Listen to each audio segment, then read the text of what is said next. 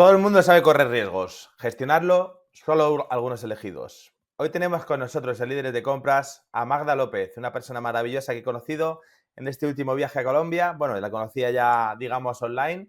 Y pues nada, se ha apuntado a ser una nueva Procurement Lover, a venir a los eventos con nosotros y además vino con muchas ganas de aprender y sobre todo de compartir sus experiencias y sus conocimientos. Ella es ingeniera civil, ¿no? Si me equivocas, porque ingeniera civil, más de 15 años de experiencia, aunque parece más joven. Le gusta Shakira y ha escrito, no sé si has escrito muchos libros, pero este, como me lo ha regalado, pues El le primero, hacemos ese es el publicidad. primero. Ah, vale. Pues espero que sea el primero de muchos. Lo único que vamos a mandar un saludo a Iván Pinzón. El libro es mucho más entretenido de lo que pone el título, ¿eh? Porque el título, y a Iván le pasa lo mismo, que ponéis unos títulos que parece que va a ser un libro infumable, ¿sabes? Pero no, porque el libro se las trae, ¿eh? O sea, el título, Gestión de riesgos, proyectos de infraestructura, ojo, asociación público-privadas. Porque podías haber puesto esto que te contaba yo, de todo el mundo sabe correr riesgos, pero solo los buenos somos los que los gestionamos de forma correcta. ¿Qué tal, Magda? Bienvenida. Alex, pues un saludo especial para ti desde Colombia. Muchas gracias por esta invitación, muchas gracias por esa presentación. A mí definitivamente me emociona mucho estar aquí y compartir este espacio con toda tu comunidad Procurement Lovers. Es un honor hablar de gestión de riesgos, tener este espacio y poder compartir, digamos que parte de esa experiencia. Respecto a lo que me dices del libro, sí, es difícil escoger un nombre para el libro. Yo definitivamente quería algo más creativo, más llamativo, pero digamos que tiende uno a definir ese nombre es porque uno quiere que lo encuentren. eh, digamos Cuando que buscan riesgos, cuando buscan gestión de riesgos. Sí, Hmm. y muchos otros nombres se tendían a confundir con algunos libros de ayuda personal. Bueno, pero podría ser incluso que hagas un bestseller sin quererlo. Pero bueno, al final, tu intención, entiendo, es compartir tu conocimiento y que la gente aprenda. Bueno, de hecho, tenemos aquí 3 puntos claves de los que busca ayudar en este libro, ¿no? Que me he apuntado aquí, que son aprender a minimizar pérdidas y aumentar ahorros gracias al trabajo profesional de los riesgos. Ahora me los detallas y ahora me vas a explicar también qué es un riesgo, ¿no? Y que, porque hablas de riesgos sin infraestructuras, pero riesgos los corremos a diario. La cuestión es qué tipo de riesgos son los que merece la pena gestionar, ¿no? O así lo entiendo yo en mi vida. Aumentar la posibilidad de financiamiento en tu proyecto, prepararte para tener los soportes suficientes para atender requerimientos de entidades contratantes, supervisores, etcétera. Pues nada, Maga, pues si quieres nos empezamos por el principio. ¿Qué es un riesgo para ti? ¿Y cómo se aborda? Lo primero, Desde el punto, siempre que puedas, desde el punto de la organización, de la empresa. O sea, tú me puedes decir, no, el riesgo que llueve, si quieres ponerme ese ejemplo, pónmelo sin ningún problema. Pero nos gustaría pues llevarlo en la medida posible pues a cadenas de suministros, todo, claro ¿vale? que Porque sí. es líderes de compras. Claro que sí. La definición de riesgo es la misma independientemente en el sector en el que tú trabajes. Y un riesgo es un evento incierto.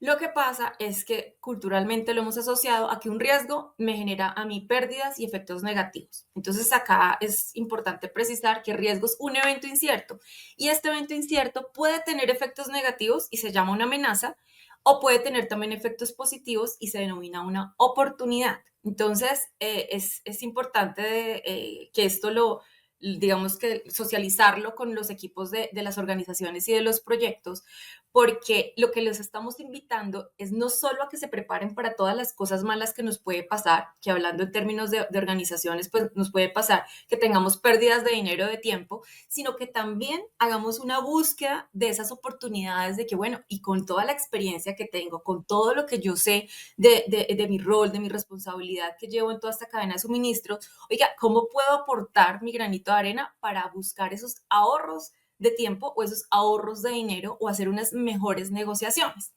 Pero esto va más allá de decir, ay, se me ocurrió esta idea. No, para que esto funcione realmente es que se necesita aplicar un método estructurado, que es el que comparto en mi libro, donde les digo paso a paso cómo hay que gestionar los riesgos. Porque gestionar los riesgos es mucho más que tener una matriz con un listado de todo lo malo que me puede pasar. Entonces la gente dice, ah, bueno, entonces ahora incluyo todo lo bueno que me puede pasar. Sí, pero eso no es suficiente. Es necesario también ir y hacer un análisis cualitativo, un análisis cuantitativo, formular acciones de respuesta, ejecutarlas y sobre todo después monitorearlas. Entonces, digamos que dicho esto, se le abre el panorama a las personas para decir, oiga, no solamente votar una idea o decir qué puedo hacer, no, eso tiene varios pasos que si los hacemos de una manera organizada va a aportar muy buena información que va a ayudar a que nuestros directivos, a que nuestros gerentes, a que una junta directiva pueda tomar mejores decisiones respecto al tema pues, que estemos analizando. O sea, un riesgo negativo, más o menos, todos nos podemos imaginar uno en un momento muy rápido. Uno positivo, por ejemplo, a mí se me está ocurriendo, tengo un cliente pues, que tiene cadenas hoteleras y un Ujú. riesgo positivo fuera que normalmente se llenan en verano y luego en otoño y primavera no tanto. Y un riesgo positivo sería que se le llenen en otoño cuando no esperan que se le llene, por ejemplo, el hotel. Así es, pero no esperar a esas casualidades de la vida o que estuvimos con suerte de que en esa época donde no íbamos a tener personas se llenó, no, sino como ya sabemos que hay unas épocas en el año que no tenemos tanta gente, pues entonces buscar estrategias de acciones para hacer que en esa temporada sea más llamativo nuestro hotel. Muy bien. Pues nada, ¿cómo nos llevamos esto a la cadena de suministro? Porque al final, una gestión eficiente de los riesgos hoy día, teniendo en cuenta, sobre todo en grandes corporaciones, tenemos a Trump por un lado, tenemos Oriente Medio por otro, que está todo el mundo a tortas. China con Europa, Europa con Rusia, Rusia con Estados Unidos, arancel por aquí, arancel por allá. Esto al final está claro que redunda en el negocio internacional y al final lo que hacemos los compradores es adquirir los bienes y servicios que necesitamos en nuestras empresas para aportar valor. ¿Cuáles son los riesgos que deberíamos identificar primero dentro de una cadena de suministro? No sé si nos tienes algún ejemplo que nos puedas Sí, compartir. digamos que el principal riesgo que encuentro, y de hecho lo han mencionado otros de tus invitados en otros podcasts, es el tema de la falta de personal interno de la empresa que va a contratar o que requiere ese producto o servicio respecto a su formación y a su experiencia. Cuando dicen, bueno, hay mucha gente, lo he escuchado muchas veces decir, hay mucha gente que llega a este tema de las adquisiciones en paracaídas, como que es usted el que estaba aquí y entonces usted es el que le tocó y fue aprendiendo en el camino. Y ya esas personas que ya recorrieron ese camino amablemente nos comparten sus historias, sus experiencias, sus anécdotas de las cuales podemos aprender. Pero digamos que el tema arranca, lo he evidenciado un poco, es desde que esa persona aterriza en todos estos procesos y no recibe una inducción de la empresa y muchas veces no conoce o desconoce cuáles son sus roles, sus funciones e incluso sus limitaciones, porque a veces hay personas que se toman atribuciones que no les corresponden y en esto también empieza uno a ver la falta de trabajo en equipo. Entonces, cuando hablamos de todo este proceso de adquisiciones y de la cadena de suministro, aquí no podemos decir que el responsable es la persona que está en compras. Oiga, acá tenemos que involucrar al financiero, al jurídico y con el tema que tú mencionabas ahorita, aquí hacemos negociaciones con muchos países. Entonces, acá no podemos decir que es que yo no sabía que el impuesto en tal país había cambiado. No, para eso tenemos que tener un equipo de contadores, de financieros, etcétera, en nuestra empresa que, oiga, estén alerta de ese tema. Porque desconocer ese tipo de cosas, yo no puedo después clasificarlo como que, ay, el riesgo de que yo no sabía cuál era el impuesto o cuál era el arancel. No, eso no es un riesgo. Eso es que no estamos cumpliendo con nuestra labor, digamos que a cabalidad.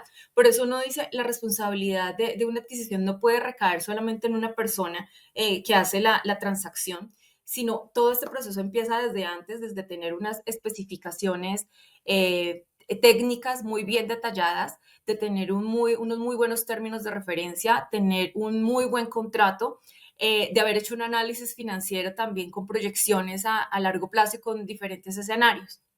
Entonces, no sé, por ejemplo, te voy a contar el ejemplo una de las empresas donde yo trabajaba, se dedicaba estructuración de proyectos de infraestructura. Estoy hablando de concesiones viales, aeropuertos, etcétera. Y resulta que estaba estructurando 4 proyectos en simultáneo. De estos 4 proyectos, te puedo decir que cada uno tenía 6 componentes, donde para cada uno necesitamos un consultor distinto de diseños, de construcción ambiental, predial, redes, bueno, etcétera. Pero lo que te quiero decir es que fue tan difícil el tema, fue muy denso el tema de recibir tantas ofertas, porque si te puedo decir 4 proyectos por 6 componentes y por 3 o 4 alternativas, esto te da más de 70 contratistas, posibles consultores, que definitivamente no fue fácil evaluar. Entonces nos hubiera encantado haber sido más específicos en los términos de referencia para que fueran comparables las ofertas. Nos hubiera gustado en ese momento tener un software para hacer una evaluación de esos contratistas. Además, porque ese era el comienzo pues, de muchos proyectos, pero cuando ya estás ejecutando el proyecto, pues tienes que hacer adquisiciones de cualquier cantidad de insumos, ¿no? Entonces, tenemos este mismo problema o esta misma situación multiplicada pues por 100, diría yo. Entonces, creo que habría sido una muy buena herramienta en ese momento haber trabajado un poquito más en esas especificaciones, haber trabajado más de la mano incluso con el abogado que realizó el contrato, porque no quedaron muy bien regulados ciertos riesgos que efectivamente después se materializaron y que generaron controversias con esos contratistas, ¿sí? Entonces, esas controversias lo que hacen es generarte demoras y generarte unos sobrecostos de todo este tema pues de abogados, litigios y todo eso. Entonces, ahí volver a decir, sí, es importante empezar a hacer esa identificación de riesgos desde unas etapas muy tempranas, desde que se genera esa necesidad de ese producto o de ese servicio. Y bueno, cuando hablas de riesgos que tienes una metodología, ¿esta metodología es propia o es una metodología que has ido aprendiendo de otros profesionales a base de tu experiencia o es una metodología reglada que es la que cuentas en tu libro? Muy buen punto. No, yo no me inventé la metodología de gestionar los riesgos. La gestión de riesgos tiene los mismos procesos que te he mencionado: identificar, análisis cualitativo, cuantitativo, planes de respuesta, monitoreo, etcétera. Lo que yo hago es contarla en este libro de una manera más práctica, con algunos ajustes, con algunas modificaciones que le he hecho a herramientas ya existentes o las he combinado para que esto realmente funcione y para que sea sencillo de implementar. Porque muchas veces se percibe el tema de gestión de riesgos como, me van a poner a hacer más tarea, voy a hacer esto más complejo, me voy a demorar más, voy a gastar más dinero. Y lo que quise en el libro fue mostrar que no, esto no es tan denso como nos lo muestran de pronto otros libros, que lo que necesitamos es la teoría, pero también necesitamos poderlo aplicar a nuestro sector y hacerlo de una manera más fácil. Entonces, digamos que en esta experiencia de ya casi 18 años gestionando riesgos, he identificado algunos ajustes, algunos cambios y he creado algunas herramientas o algunas otras sí, ayudas para hacer que esto sea más fácil, que no tengamos que utilizar 80 técnicas y herramientas, con que uno sepa 2 o 3 es suficiente, que no veamos que es un obstáculo tener un software súper especializado. No, mire, empezando con un Excel, usted puede empezar a gestionar los riesgos y en la medida en que avanza, ahora sí invertir otros recursos para un software, por ejemplo. O sea, que una de las principales formas de combatir los riesgos, digamos, por decirlo de una manera, en parte es el business partnering, es trabajar con los stakeholders, trabajar con tu cliente interno, trabajar con el abogado, trabajar incluso con tu proveedor, podría ser. ¿Te refieres a eso? Claro, hay que involucrarlos a todos, porque después alguno de los involucrados va a decir, usted no me dijo, usted no me contó, es que yo no sabía, es que yo no tengo la experiencia que usted. No, hay que hacer un trabajo conjunto para que el negocio salga bien, porque a todos nos interesa que el negocio salga bien, a ninguno nos interesa irnos al tema de las penalizaciones, de los seguros, de las pólizas, porque en ese momento pues perdemos todos, ¿no? El otro día lo hablaba con un cliente para un proyecto de optimización de costes de Facility Management y claro, decía, no, pero tenemos estos SLAs, estos niveles de servicios, que si no pasa esto, pues le penalizamos y tal. Ya, pero es que un proveedor que estás penalizando todo el día, al final ni es rentable para ti, ni es rentable para el proveedor y al final no Mm. tienes el servicio deseado. Al final lo mejor es tener pocos KPIs muy medibles y colaborar en función de los resultados que vayamos teniendo, en función de que vamos a llegar o no. Cuando llegas a penalizaciones ya es que además se deteriora la relación. Entonces hay que trabajar, yo creo, de una forma más anterior a esto, ¿no? Más proactiva. Porque en tu Así libro es. hablas de riesgos de actuar de forma proactiva y de forma reactiva. ¿Y qué diferencias y cuándo deberíamos actuar de una manera o de otra? No sé si por el nivel de riesgos, por cómo nos afecta estratégicamente o por el volumen económico, no sé. Mira, pues es que culturalmente estamos acostumbrados a que cuando sucede algún evento negativo, miramos ahora sí cómo lo afrontamos. Pero eso es afrontar un problema. En cambio, el espíritu de la gestión de riesgos es anticiparse a esas situaciones para lograr de alguna manera minimizar que ocurran, o si no podemos minimizar su probabilidad de ocurrencia, por lo menos minimizar esos impactos, pero hacer algo antes de que ocurra, no solo después. Entonces, es parte de lo que tú dices, hasta llegar a esa penalización, a ese tema de cobrar las pólizas de seguros, etcétera. Eso desgasta esa relación, por supuesto, pero además genera sobrecostos e incluso, por más de que las pólizas respondan, nunca responden por un 100%, no hay coberturas de 100%. Entonces, aquí salimos perdiendo todos. Pero además vamos a tener muchos inconvenientes con nuestro cliente final. A él no le va a interesar, venga, ustedes qué problema tienen con sus proveedores, en qué juicio están, en qué reclamación, no. Ellos necesitan allá su producto o su servicio como se había convenido inicialmente y como está en una negociación. Entonces, el hacerlo de manera proactiva es poder identificar con anticipación diferentes eventos y prepararse para eso. Entonces, si bien es cierto, sí, tenemos que tener el tema de las pólizas de los seguros, no es la única manera ni la mejor manera, ni solo debemos enfocarnos en esa. Vale, estoy viendo aquí, sí, estoy totalmente de acuerdo con eso, pero voy a volver un poco a frenar la velocidad, que nos hemos metido un poco cuesta abajo, sin frenos. A la hora de decir qué riesgos vamos a comer, o sea, todo es riesgo en esta vida, ¿no? Todo es riesgo, ya te digo, puede ser un riesgo que no vendo nada y entonces tengo una estructura que muy gruesa que no puedo, digamos, alivianar para ser rentable, o de repente me pongo a vender y no me había planificado para poder ser flexible a la hora de tener un crecimiento, ya sea con gestión interna, con gestión externa, ¿no? Por ejemplo, cuando tú listas los riesgos de un proyecto de infraestructura, ¿cuáles son los que ves que en un departamento concreto se suelen olvidar y que son muy relevantes? ¿Y cuáles son estos? Porque también hay gente que viene aquí con miles de KPIs para medir un montón de cosas que luego muchos son irrelevantes. ¿Qué dos patas te encuentras de esto? Así es. Bueno, digamos que uno de los principales es que como siempre estamos de afán, entonces, no nos tomamos el tiempo de poder como detallar o especificar muy bien las características de esos productos o de esos servicios que necesitamos. Y cuando no hacemos esa tarea juiciosa, pues muchas veces esos productos o esos servicios ni siquiera son compatibles con las cosas o con los elementos o con los equipos que tenemos en esos proyectos. Entonces, el tener un bajo detalle en esas especificaciones hace que se presenten muchas inconsistencias, errores en esas contrataciones o que incluso tengamos una baja calidad de esos productos o servicios.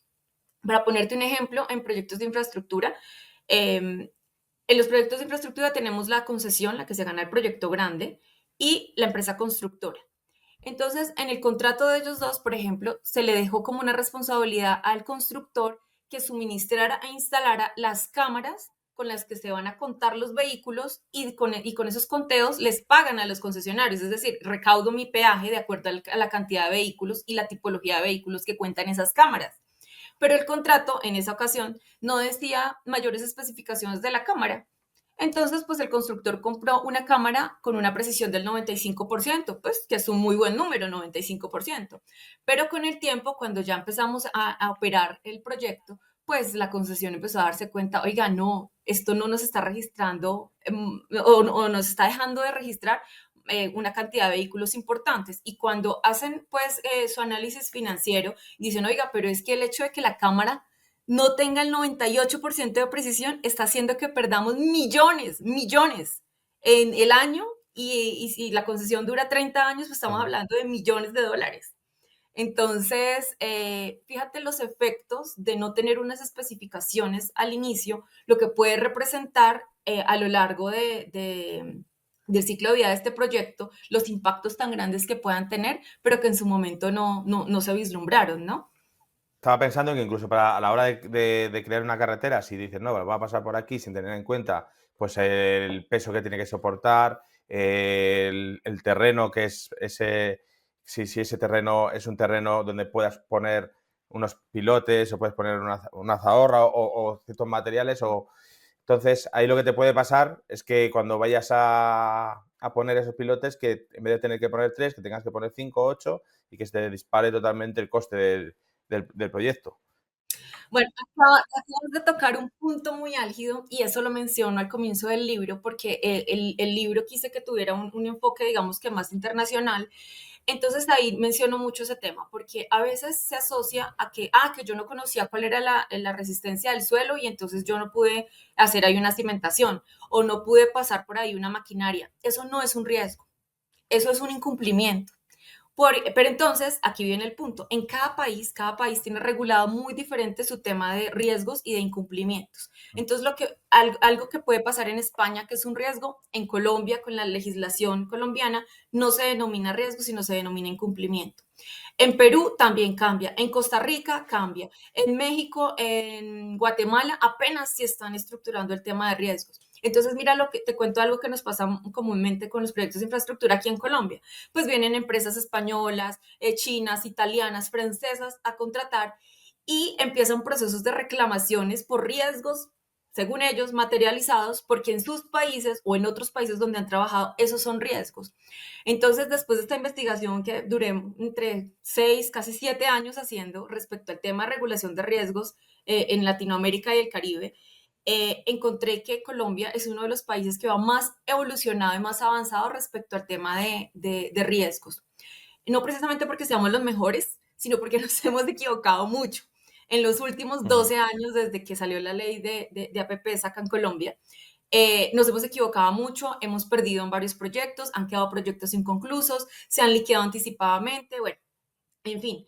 Esto para decirte es que un riesgo inminente en cada contratación es desconocer la regulación aplicable en cada país.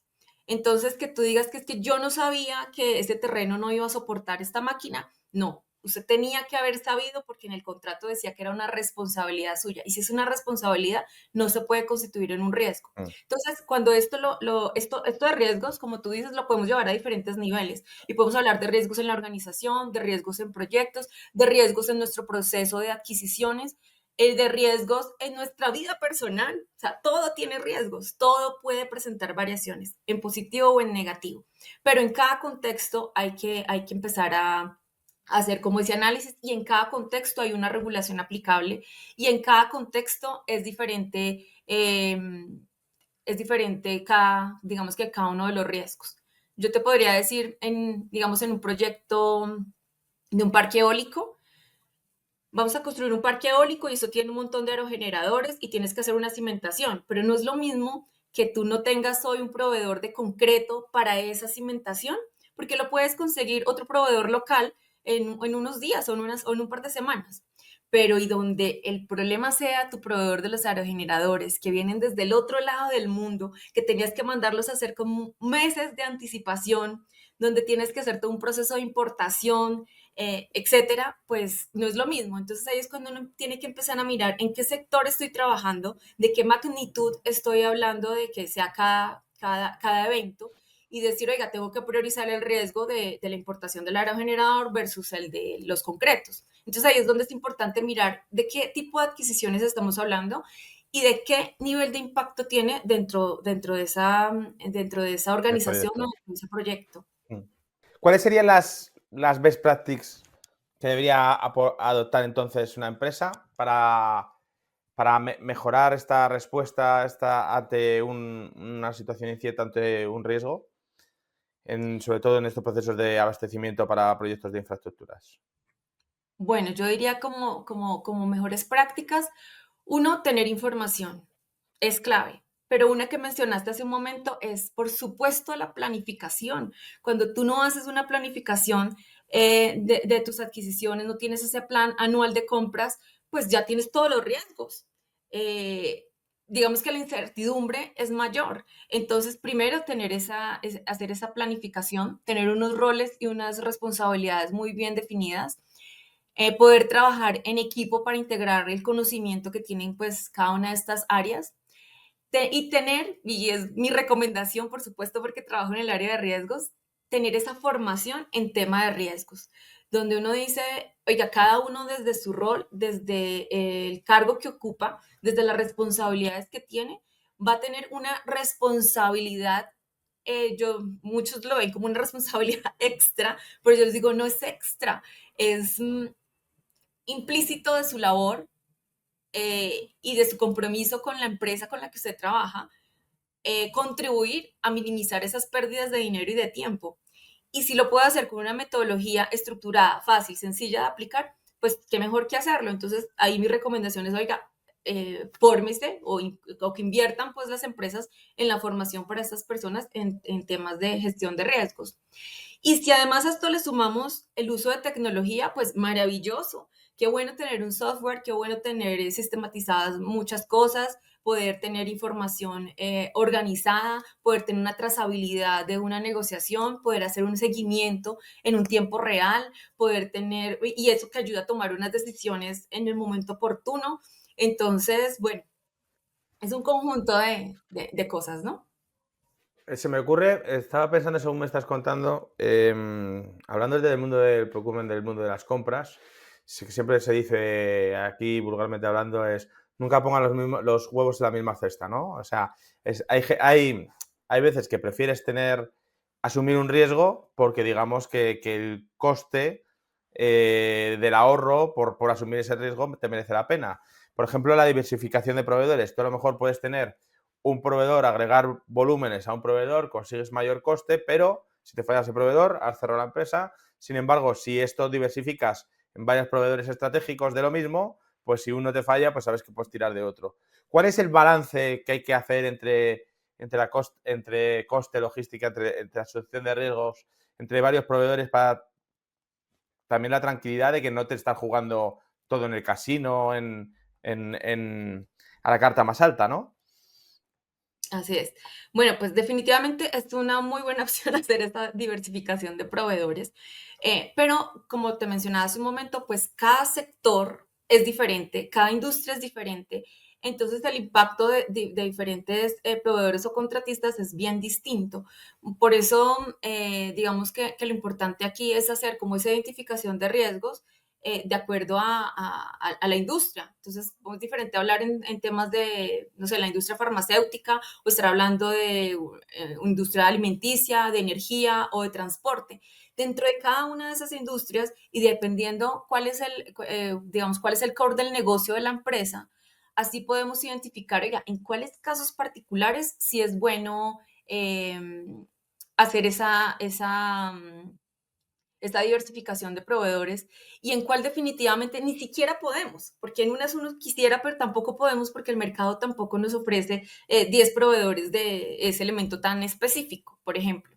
Entonces, ahí es donde uno empieza a evaluar cuál es la categoría de esa compra y a evaluar esa conveniencia y esa posibilidad de tener varios proveedores o no. Entonces, así como lo que te mencionaba ahorita con el ejemplo del parque eólico, es diferente diversificar respecto a un proveedor de concretos que a uno de aerogeneradores. Entonces, entre más especializado sea el producto o el servicio, pues va a generar, digamos que mayor dificultad. Pero eso va de la mano a hacer el análisis de beneficio-costo, ¿no? Entonces, ahí es donde uno tiene que tomarse el tiempo. Yo digo que otro obstáculo que tenemos grande es que siempre necesitamos hacer las contrataciones de ya para allá y no nos da tiempo de hacer muchos análisis y de poder tener, digamos, como un ejercicio más elaborado respecto a ese beneficio-costo de alguna negociación. y no solamente ver el costo respecto a mi adquisición del instante, sino cómo funciona esto o cómo lo veo que me genera ganancias o pérdidas incluso en el tiempo.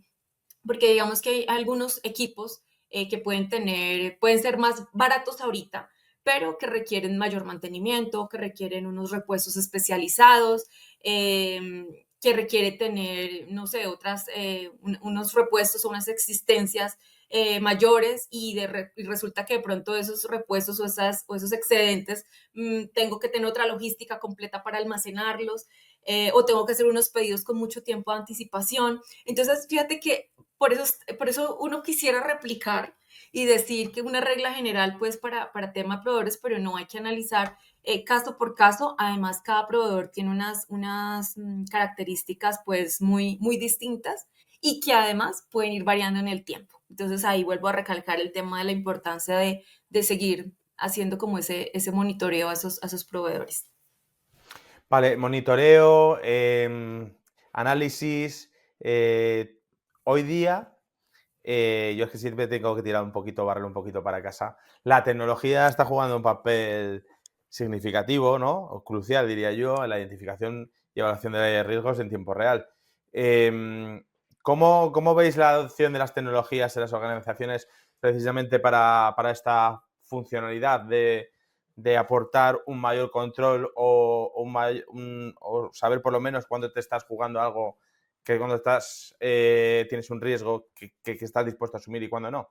¿Qué tipo de tecnologías encontramos en el mercado y cómo están cambiando el mundo de los riesgos? Mm. Pues mira, definitivamente estamos en una evolución tecnológica impresionante, ¿no? Entonces, evolucionan software, evoluciona tecnología, etcétera, pero yo siento que lo más importante es que empecemos por utilizar lo que ya tenemos. Hay herramientas que ya existen y que no ha llegado a muchas empresas, a muchos lugares del mundo, otras que en otros casos cuando han llegado, pues el equipo o las personas que necesitan manejarlo no lo saben manejar bien. Otra cuando ya los entrenamos y saben manejar el software, entonces el siguiente inconveniente es que los resultados que arroja el software no los analizamos, no nos tomamos nuevamente el tiempo de analizarlos y de usar esos resultados y de transmitirlos para que la dirección o la alta gerencia tenga esa información y que pueda tomar mejores decisiones.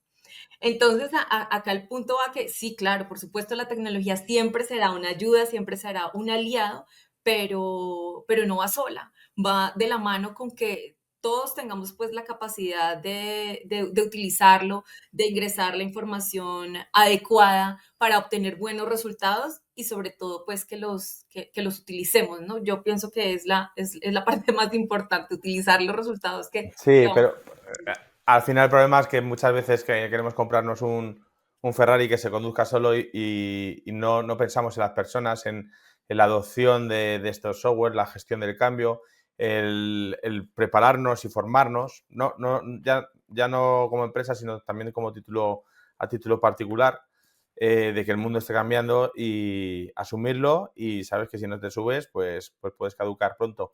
Vale, tenemos un espacio en el podcast en el que hacemos una serie de preguntas que tienes que preguntar responder lo primero que te venga a la cabeza, ¿vale? Es un juego de quiz en el que tienes que responder muy rápido, sin pensar prácticamente. Pregunta número 1. ¿Cuál sería el rasgo fundamental que debe tener un buen gestor de riesgos?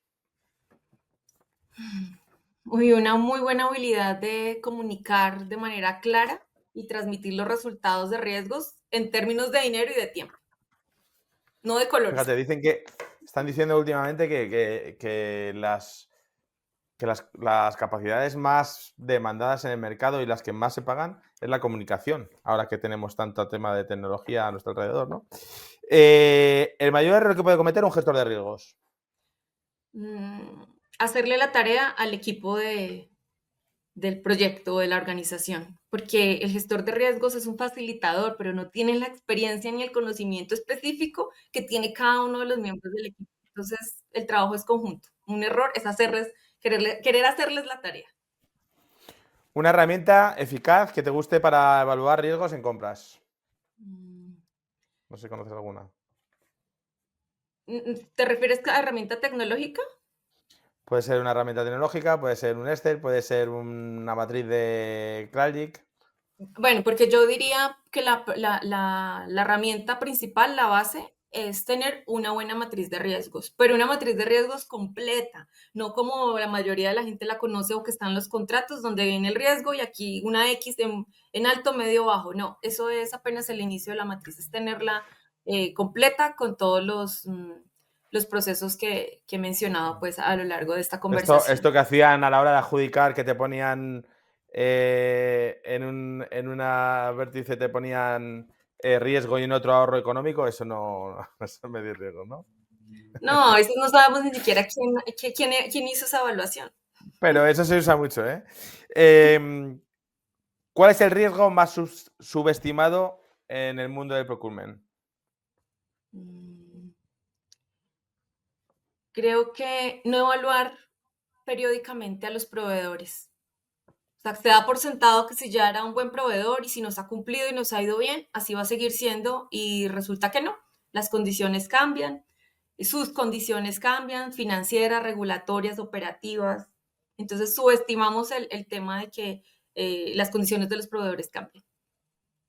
¿Eres de estas consultores de procesos muy estandarizados o eres muy flexible en cuanto a la situación particular para, es decir, te amoldas al plan de continuidad, al plan de gestión de riesgos o lo haces flexible según lo que te haya pasado? Hay que hacer una combinación de ambas.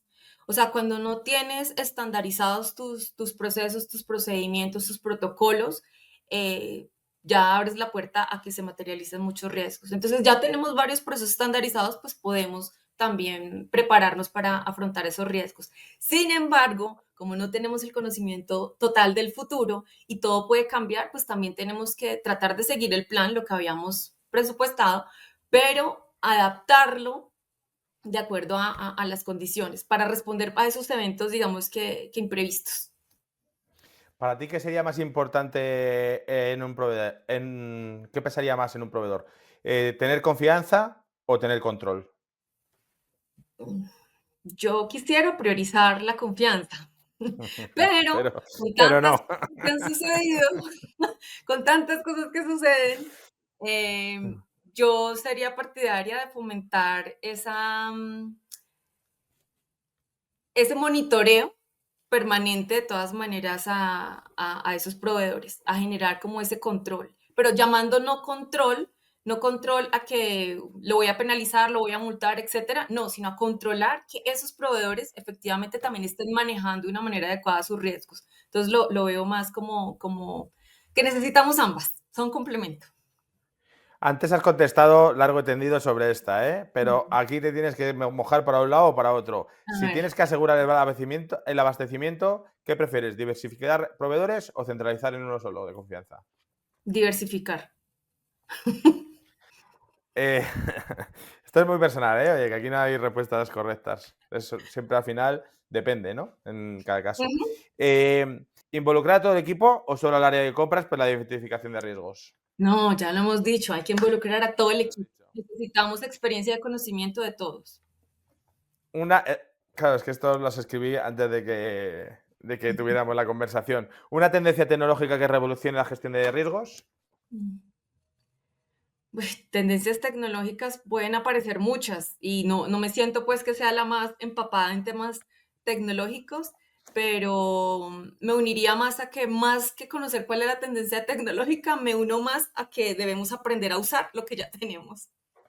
O sea, que no eres de estos gurús que dicen, no, la IA va a cambiar todo y nos va a dejar en casa, sino hay que correr antes de andar. Oye, adaptándonos siempre me parece una respuesta sensata y concreta. Bueno, Magda, llegamos al final. Muchas gracias por habernos acompañado. Yo pronto vuelvo por allí, por Bogotá, supongo que a primeros de abril, porque aprovecho también luego para cogerme Semana Santa y viajar, que estuve, por ejemplo, la última vez eh, viajando alrededor de Bogotá y en el Valle del Cauca, y ahora espero irme al Amazonas, que no lo conozco. Y sí que estuve en Villa de Leyva, que hemos estado hablando antes de empezar a rodar, que ha sido su cumpleaños y lo celebró en una maravillosa villa donde tuve la suerte, gracias a mi amiga Andrea, de conocerlo hace poquito y me llevé un recuerdo muy, muy grato. Antes de finalizar, ¿te gustaría dejarnos alguna reflexión general sobre cómo las empresas podrían integrar una cultura de riesgo sólida en su ADN? Claro que sí, mira, de hecho, tengo preparada una conferencia que se llama Ritual de Riesgo Revolucionario y hablo específicamente de cómo inyectar esa cultura de la gestión de riesgos. Pero digamos que en palabras sencillas y para que quede el mensaje, lo que busca uno es que esto no sea tedioso. Nadie va a querer repetir unos pasos que le resultan difíciles o que le resultan aburridos.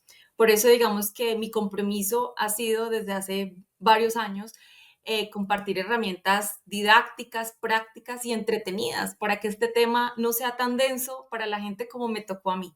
Entonces ahí es donde les comparto mis pequeñas dosis de gestión de riesgos del canal de YouTube, donde les pongo a su disposición los libros, mis cursos, mis talleres, todo con herramientas didácticas, con enfoque de gamificación, donde utilizamos elementos de juego para, no para jugar, sino para simular decenas de ejemplos de riesgos en proyectos reales y que así esto sea una manera pues más entretenida para la gente y que sea como más una experiencia vivencial. Y la gente empieza a adoptar estas prácticas, incluso, vuelvo y te digo, hasta en su vida personal, porque eso los ayuda a tomar mejores decisiones. Y cuando ya te inyectas esta cultura de la gestión de riesgos, te lo aseguro que empezamos a ahorrar tiempo, dinero y lágrimas. Pues nada, Magda, muchísimas gracias por tu tiempo con nosotros. A nuestros oyentes, recordarles gestión de riesgos, a ver que se ve aquí la cámara, proyectos de infraestructura. Es un libro muy práctico, sencillito de leer y que tiene muy buenos aprendizajes para aplicar en tu día a día en la gestión de riesgos de tu empresa. Por otro, si os ha gustado el canal, pues os invito a que nos deis un like, a que compartáis, que nos ayuda mucho a seguir creciendo y a seguir compartiendo conocimientos y nada, que nos vemos en el siguiente podcast. Muchas gracias, Magda. Nos vemos en Colombia pronto y gracias, líderes de compras, por estar ahí siempre escuchándonos. Un Alex, abrazo, un beso a todos. muchas gracias. Hasta luego y bienvenido siempre.